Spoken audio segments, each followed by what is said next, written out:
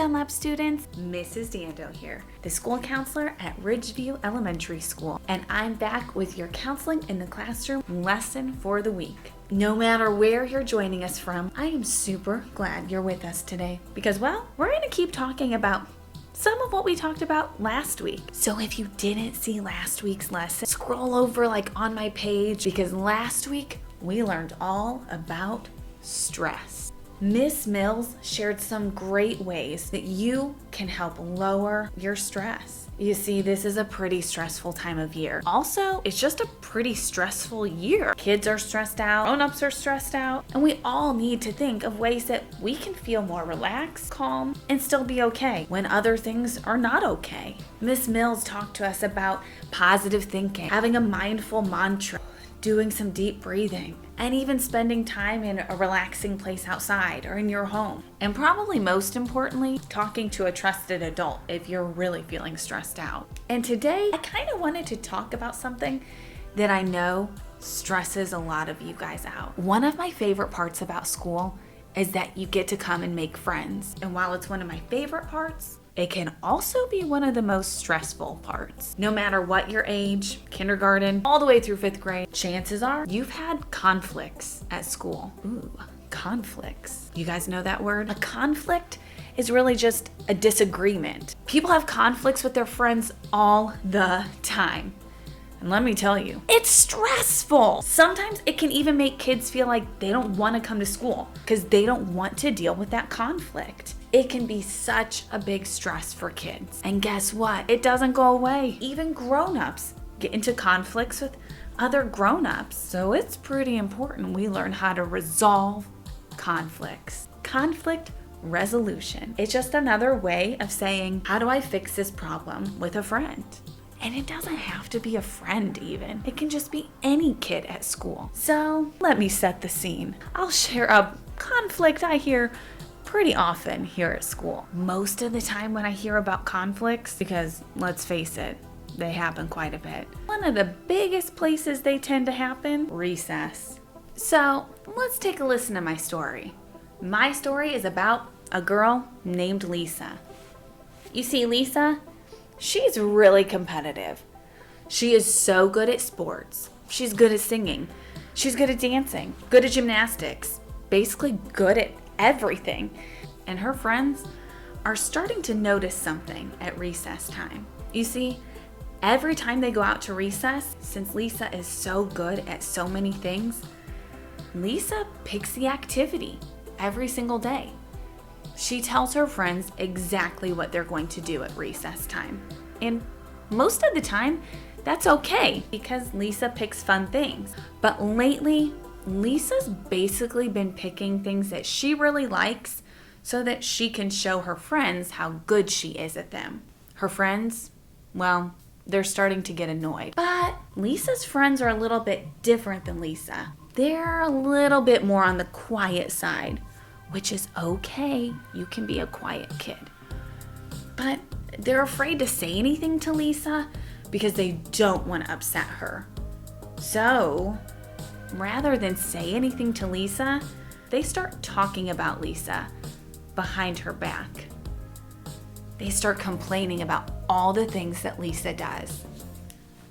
She always picks the game. She always leaves me out of it. Ugh, she is so annoying.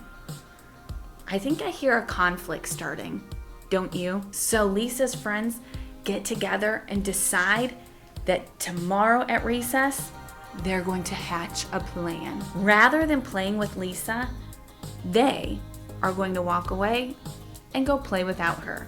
But they're not going to tell her. The next day, Lisa shows up at recess and none of her friends talk to her. She has no clue what's going on. She doesn't understand why her friends aren't talking to her. She looks over at that group of friends and they stand there with their arms crossed, rolling their eyes at her, ignoring her. Lisa is confused. What happened? What went wrong? There was definitely a conflict, but we didn't resolve or fix that conflict in a good way, did we? Conflicts like this can be so stressful for kids.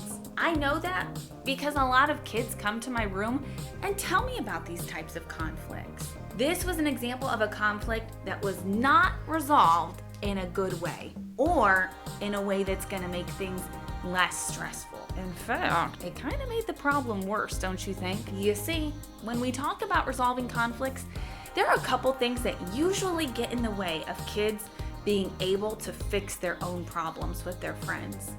A couple examples of this are blaming, like you're always telling the other person what they did wrong and not focusing on what maybe you did wrong. Yelling at each other. We do not need to yell and scream to get our point across to a friend. Avoiding. Lisa's friends, instead of talking about the problem, totally just avoided her. Eye rolling. It's just disrespectful. Some kids ignore their own feelings. I bet Lisa's friends had been bothered for kind of a long time, but instead of saying, hey, I feel annoyed, they stuff those feelings down inside. That never ends well. Getting others involved. That's just another way of saying, when I've got a problem with somebody else, instead of handling it with them, I go talk to another friend about it. Not good. The last thing that gets in the way a lot of times, not taking responsibility. You only blame others. You never take the time to see how you might have been part of the conflict or problem. I think it's safe to say that Lisa and her friends had a lot of these roadblocks or tough things get in their way of resolving their conflict. This is gonna make you stressed out. Don't do this. So how can we resolve a conflict in a healthy way that's gonna make us feel good and make others feel good? Well, guess what? I can tell you.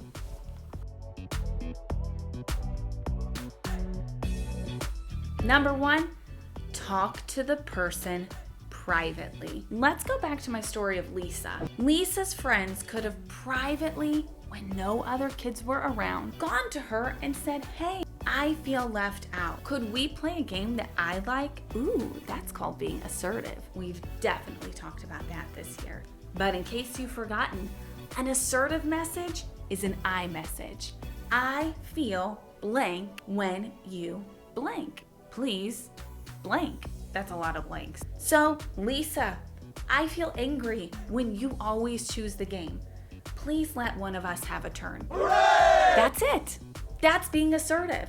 My voice was firm. I made good eye contact. That is a good way to resolve conflict. Tip number 2, active listening. Okay, active listening is different than just letting your friend talk your ear off. Active listening means you're really paying attention to what they're saying and how they're feeling. So active listening means you look at your friend. You show the person you're listening with your face. So like if your friend is telling you something really sad, you're not sitting there like this. You might be sitting there a little bit more like this. See the difference? Active listening means your body shows that you're listening too. Maybe through some head nods, body still. You may say things like, I understand. Active listening does not mean that you're already thinking of the next thing that you want to say back to your friend. Okay. Tip number 3, active listen without interrupting. So let's go back to Lisa and her friends. If Lisa's friends had gone to her and explained how they felt, Lisa would need to wait and listen until her friends were done talking.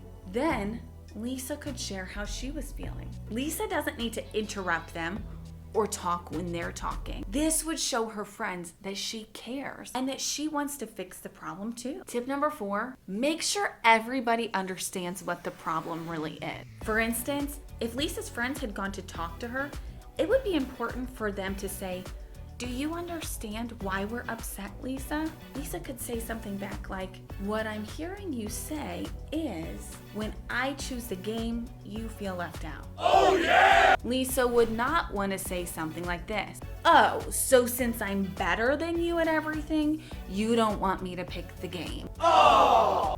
Not okay. When we check to make sure everybody understands the problem, Then we can start working on finding a solution. That's just another way of saying a way to fix the problem. So our last tip, number 5, is it 5? Brainstorm solutions and pick one that works for everyone.